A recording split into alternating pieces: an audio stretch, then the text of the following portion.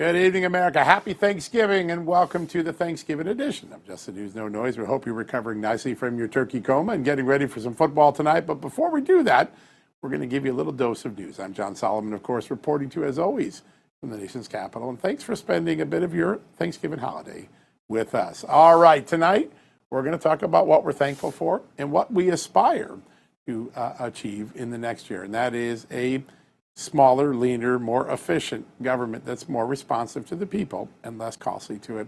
I know we've been talking about this for as long as I've been alive, but the next year is probably one of the last great chances to make a significant dent, whether it's on SNAP benefits or Medicaid fraud or Medicare fraud or all the things.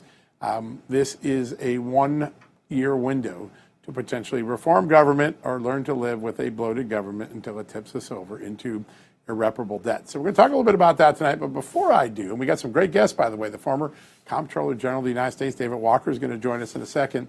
I want to bring in my amazing co-host, Amanda Head, for a little Thanksgiving moments. I'm thankful for a lot this Thanksgiving. I know you are too. Yeah. One, you being in Washington with us and being our White House correspondent, that has been such a blessing. A more secure border, fewer bad guys on the street in blue cities.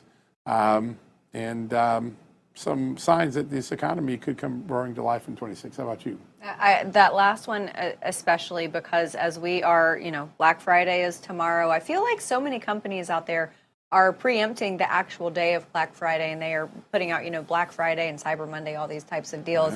Yeah. But I think that this goes perfectly with the theme of today's show because the American people, they want to participate in the economy. They want to be generous to their friends and family. Yeah. They want to spend money on food because that contributes to the Thanksgiving table where you have this beautiful event of not only giving thanks for our country, but sharing stories and memories throughout the year with people that we love. And I know the American people would much rather spend that money on those types of things instead of paying more for a large government. So I'm excited to have this conversation today.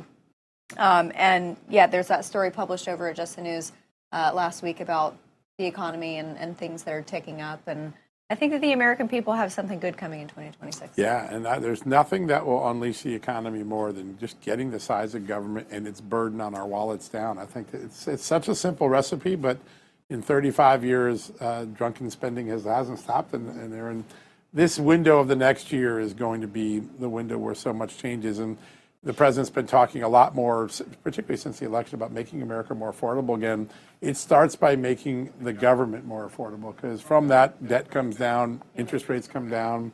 It's such a simple recipe. And even before the debt and the interest rates come down, that fuels consumer confidence. And then you have companies like Walmart that announced last month that their Thanksgiving meal package is down 25%. Target announcing that 3,000 of their food and beverages and essential items are decreasing in price to their lowest prices ever. So, it to me, it's always kind of a chicken and egg scenario. Yes, there are those governmental markers that in a tangible way bring down prices for the American people and cool inflation and fuel jobs and things like that. But there's also this confident zeitgeist that happens when you have someone in the Oval Office like Donald Trump, who we know does want to shrink the size of government and does want to make life more affordable and does want people to have to pay fewer taxes and less taxes on the government.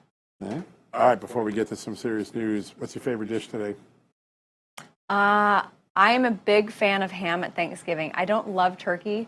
I find it to be dry and not entirely flavorful, so I would say ham. I love meat and I love protein. I'm trying to lay off the sweets this year because of the whole Maha thing. Can't do that. I know, but I did get a recipe that I intend to make of some pumpkin cookies that are very high in fiber. So if you're one of those people that reacts to fiber, maybe you should avoid them.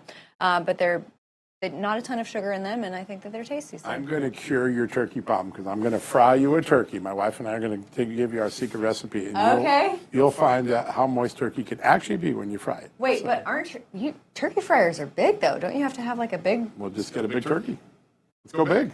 No, I don't own the fryer. I got one. Okay. We're gonna have you over. We're going to show you what a Solomon fried turkey tastes like. By the way, you can get rid of all the fried stuff on the outside so it's healthy, so you can do Maha turkey, but it's so much more moist. We do one in the oven, we do one in the fryer, and it is one of my favorite things to do. Listen, there are allowances that I make outside of the Maha initiative, and fried things is one of those things. So you're in luck. I'll eat fried turkey all day. All right, we're in for it. All right, from fried turkeys to perhaps making government just a little bit more efficient for all of us. We're very lucky to be joined at the top of the show today by the former U.S. Comptroller General David Walker. He has spent his whole life trying to help Americans understand where our waste, fraud, and abuse is and how we can fix it. And he's got a plan for President Trump and this Congress to get something big done before the next election. Joining us right now, David Walker. David, happy Thanksgiving. Thank you for spending some of it with us. My pleasure. And I'm thankful that the government's back open again. It should never shut down. It's downright stupid for that to happen. It is, isn't it? And it keeps happening, and we don't fix the stupidity. All right, there is a lot that we've learned, whether it was the COVID fraud, SNAP fraud, Medicaid fraud. We had a story last week that there's hundreds of billions of dollars over the last 10 years that have gone to people who are dead, but they're still being sent SNAP benefits or Medicaid benefits. You've been flagging this for years. How do we wrestle the talk into action?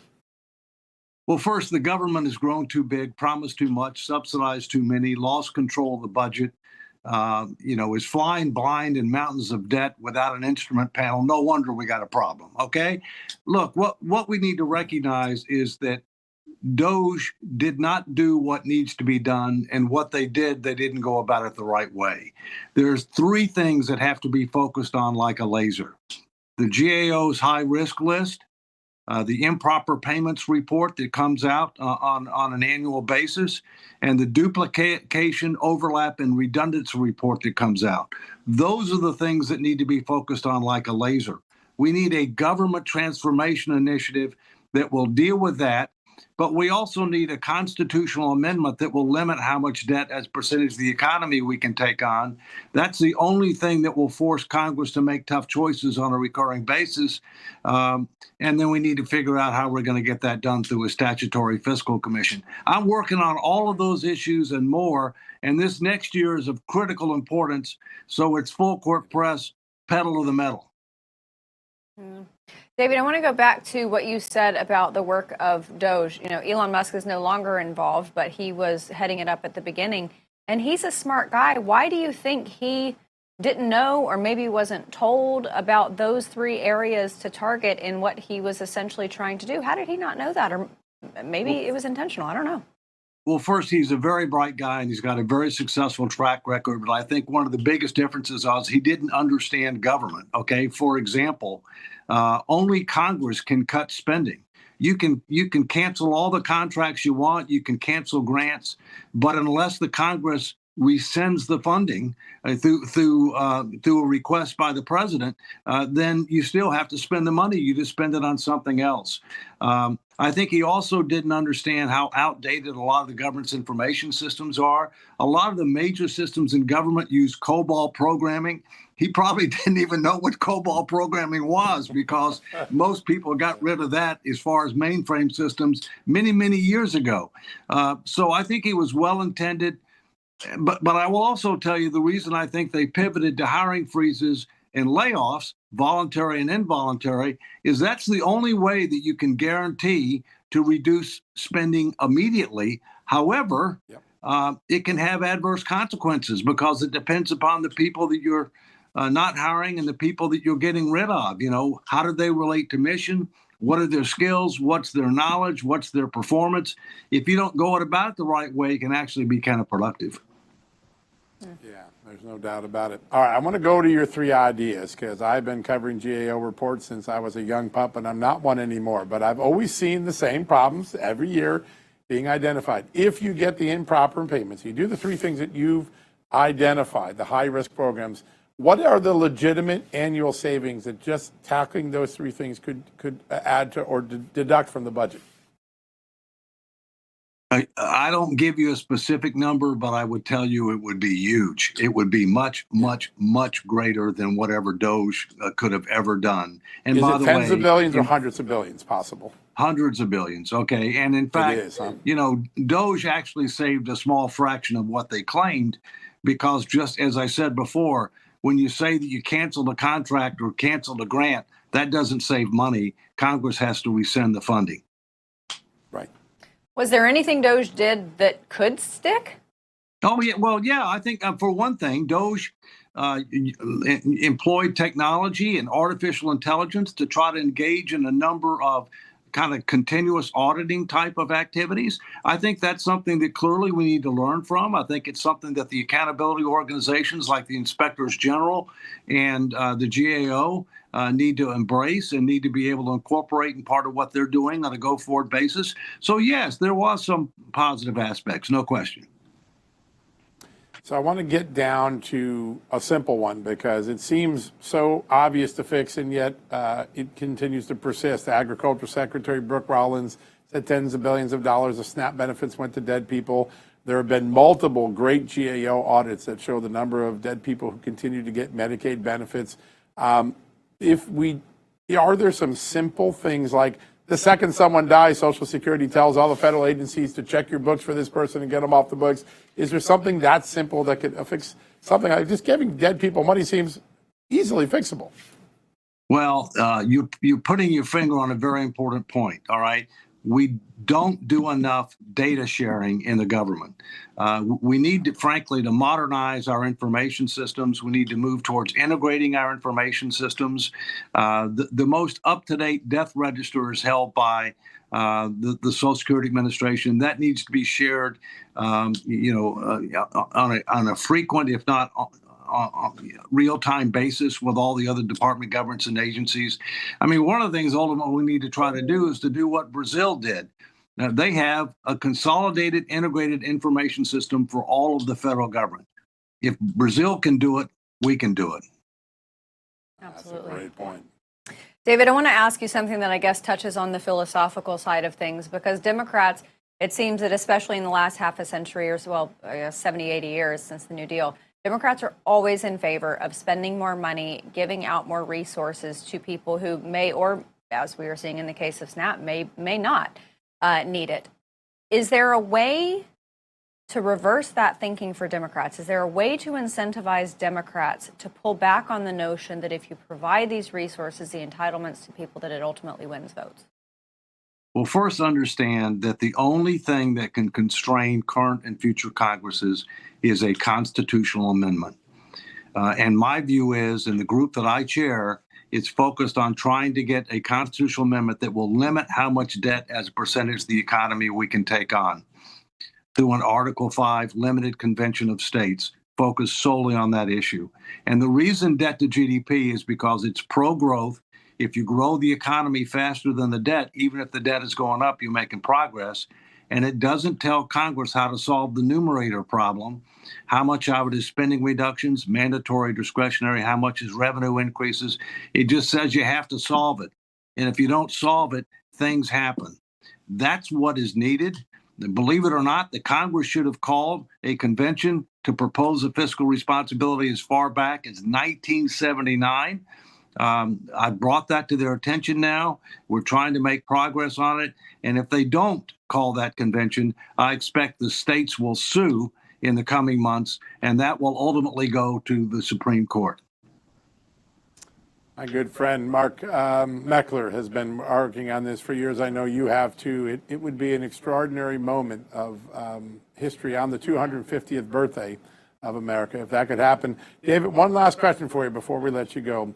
There are lots of middlemen that profit in the middle and drive up the cost of government. There are middlemen in the the pharmacy benefits manager sort of industry that cropped up. There are middlemen that pitch SNAP benefits to people. There are middlemen that pitch benefits for Obamacare and get people on who don't need it or never use it. Getting rid of the middlemen that drive up the cost, how important is that, and can it be done quickly? It's very important. There's no question about it. And let's look at healthcare as an example. I mean, you've got brokers that right now are trying to pitch people on their healthcare options. Obviously, they're going to make money, but the bottom line is that take health. We have to have a fundamental reassessment of how much universal health care is appropriate, affordable, and sustainable. We've way overpromised in health care. We've way over subsidized. We spend almost 20% of our economy on healthcare, and yet we get below average results. Healthcare costs continue to grow faster than the economy. We can't do nip and tuck. We need radical reconstructive surgery. Amen. That is something that we definitely need and something we can think about even as we recover from this wonderful Thanksgiving dinner. David, I just want to say this. I've been in this town about 35 years, and you have been such a voice of reason, such a voice of constructive criticism and constructive solutions. And if this country is ever going to fix it, I have a strong suspicion you're going to be in the middle of that fix. Your service to your country is so important. Thank you for that on this Thanksgiving, and thanks for joining us. Thank you, John and Amanda. All the best. Happy Thanksgiving. Yeah, happy Thanksgiving, sir. Wow, what a great guide. All right, folks, quick commercial break. More on this topic right after these messages. Hey, folks, Americans are losing trust in the system, right? Banks collapsing, inflation eating away savings, and now the Federal Reserve is pushing for a central bank digital currency. If that happens, every dollar in your account could be tracked, traced, and ultimately controlled. Imagine not being able to donate to a cause they disagree with or being locked out of your money because of your opinions or associations. We don't want that. And once it starts here, folks, it won't be optional. That's why American Alternative Assets created a free guide called The Digital Dollar Trap. It shows how to legally move part of your savings into physical gold, a time-tested asset that puts you in control. Call 855-GOLD-340 or visit johnlikesgold.com. That's my website to claim your free guide. That's 855-GOLD-340 or johnlikesgold.com. Take the time now because once the switch flips, there may be no going back.